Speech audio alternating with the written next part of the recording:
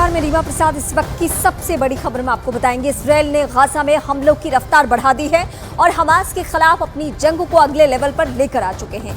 Israel के हमलों से गाजा में कोहराम मचा हुआ है इस वक्त, लेकिन इन सब के बीच इजरायल की सेना ने अल-शाती कैंप पर भीषण हमले कर उस पर कब्जा कर लिया है। जंग की शुरुआत से ही अल-शाती कैंप का इस्तेमाल हमास कमांड सेंटर के तौर पर किया करता था। यही नहीं, 7 अक्टूबर को इजरायल पर हुए हमले की प्लानिंग उसी कैंप में की गई थी, लेकिन अब उस कैंप पर इजरायल का कब्जा है।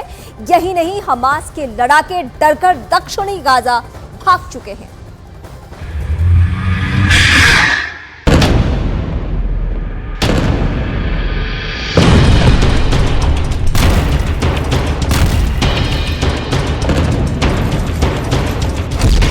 हमास के हाथ से गया गाजा।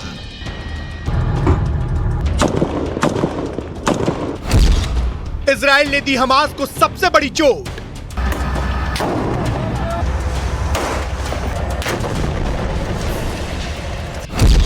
हमास को जिसका डर था वो हो गया।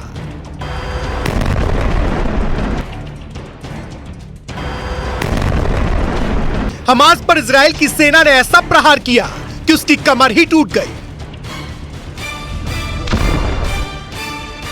इजराइल की सेना ने गाजा के सबसे बड़े कैंप अल-शाती कैंप पर कब्जा कर लिया।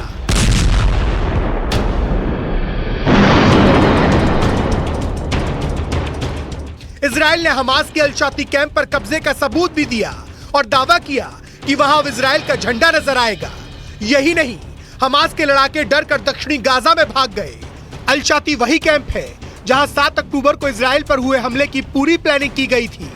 इसके साथ ही हमास के लड़ाकों को इसी कैंप पर ट्रेनिंग दी गई थी और इसी कैंप पर इजराइल की सेना ने ऐसा हमला किया कि हमास के लड़ाकों को बचने का मौका भी नहीं मिला।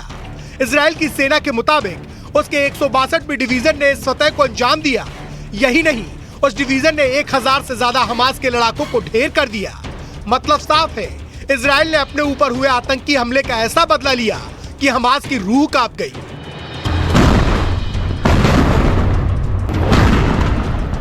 इजराइल की सेना ने अपनी इस जमीनी कार्रवाई की पूरी जानकारी दी।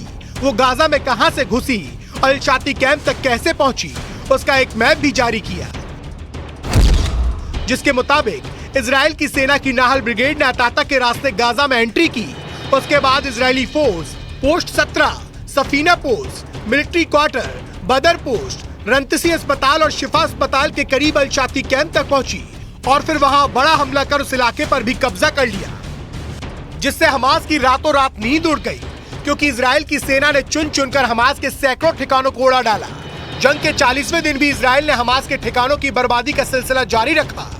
अस्पताल हो या स्कूल, मस्जिद हो या रिहायशी इलाका, इजराइल ने हर उस जगह पर बम बरसाए जहां उसे हमास का ठिकाना होने का शक था। इजराइल की सेना ने एक वीडियो भी जारी किया जिसमें हमास का हथियारों का अड्डा नजर आया। हमास के उस अड्डे में कई रॉकेट, हवाई हमले में इस्तेमाल होने वाले बम, बंदूक नजर आई, जिसके बाद इजराइल की सेना ने यहां मिले विस्फोटकों को उड़ा दिया।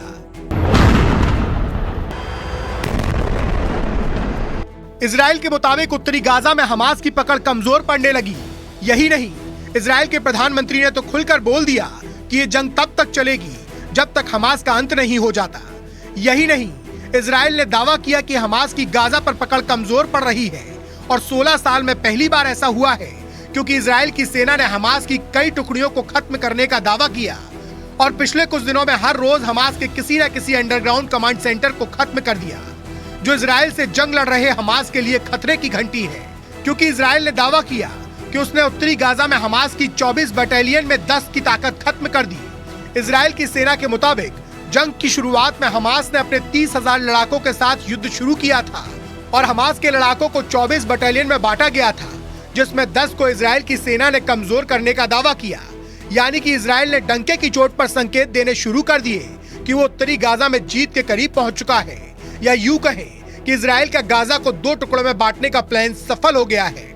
क्योंकि इजराइल के रक्षा मंत्री ने दावा किया कि हमास के लड़ाके उत्तरी गाजा से दक्षिणी गाजा की ओर भाग रहे हैं, जबकि इसके पहले इजराइल ने गाजा में आम लोगों को उत्तरी गाजा छोड़कर दक्षिणी गाजा में जाने की सलाह दी थी, जिसके लिए इजराइल ने ह्यूमन कॉरिडोर तक बनाया था, जिनसे होकर गाजा के आम लोग उत्तर से दक्षिण की ओर निकले थे। लेकिन इजराइल ने दावा किया कि अब हमास के लड़ाके भी दक्षिण की ओर भाग रहे हैं।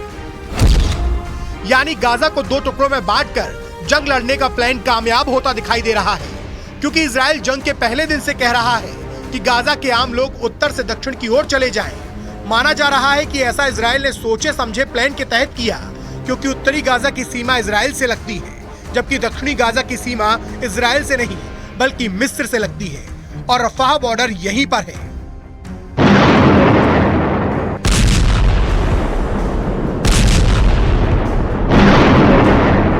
जहां से गाजा के आम लोगों तक राहत का सामान पहुंचाया जा रहा है और इजराइल ने बार बार ये जताया कि उसका दक्षिणी गाजा में बमबारी करने का कोई इरादा नहीं है।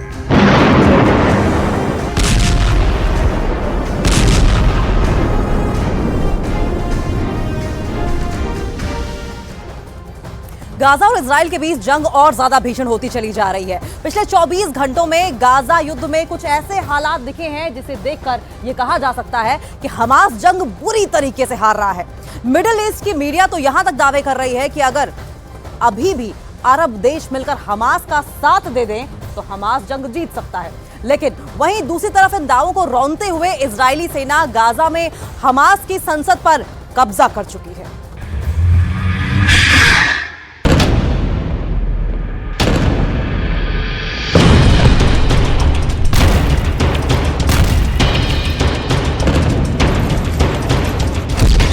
हमास की संसद पर इजराइल का कब्जा। अगर अभी भी अरब देश जंग में हमास का साथ सही तरीके से दे तो हमास इजराइल को गाजा पट्टी में कड़ी टक्कर दे सकता है। 1 महीने से ज्यादा की सीधी जंग में इजराइल के 46 से ज्यादा सैनिक और अफसरों को हमास के लड़ाके मार चुके हैं, लेकिन अब हमास के लड़ाकों को इजरायली सेना बुरी तरह से मार रही है।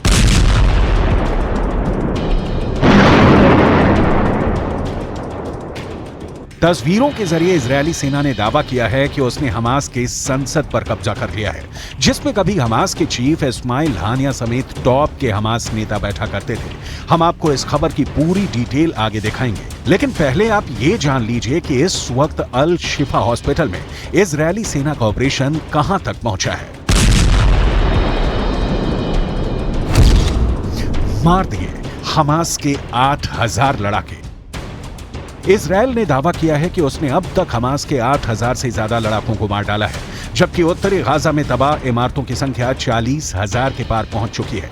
दावा तो यहां तक किया गया है कि गाजा पट्टी में 1 लाख इमारतें इजराइल की आईडीएफ के टारगेट पर हैं।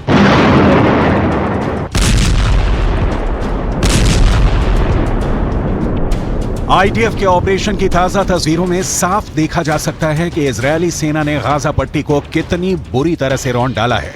कब्रिस्तान जैसा दिख रहा है उत्तरी गाजा।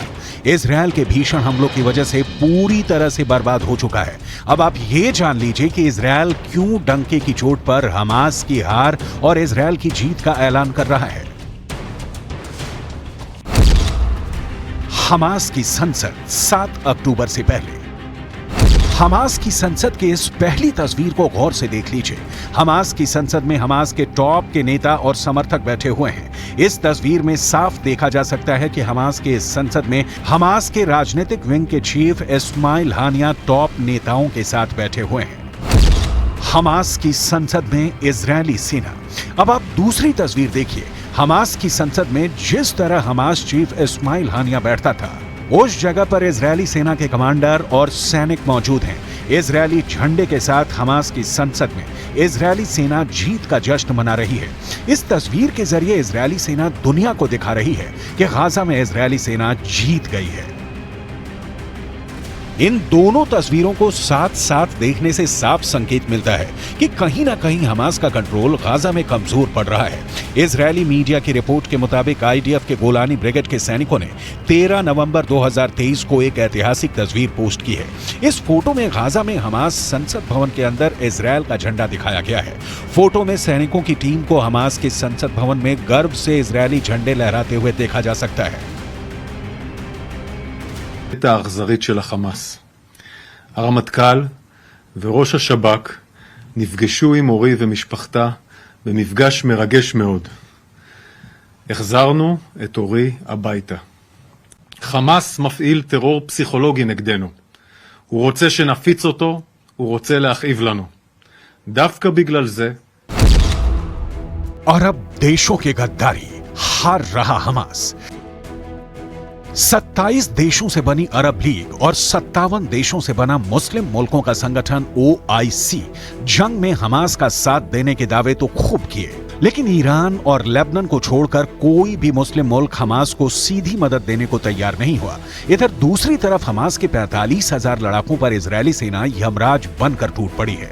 अकेले हमास के ही 65 से ज्यादा टॉप कमांडर मारे जा चुके हैं, जबकि हिजबुल्लाह के भी 80 के करीब लड़ाके लेबनान से लगती इजरायली सीमा पर मारे गए हैं।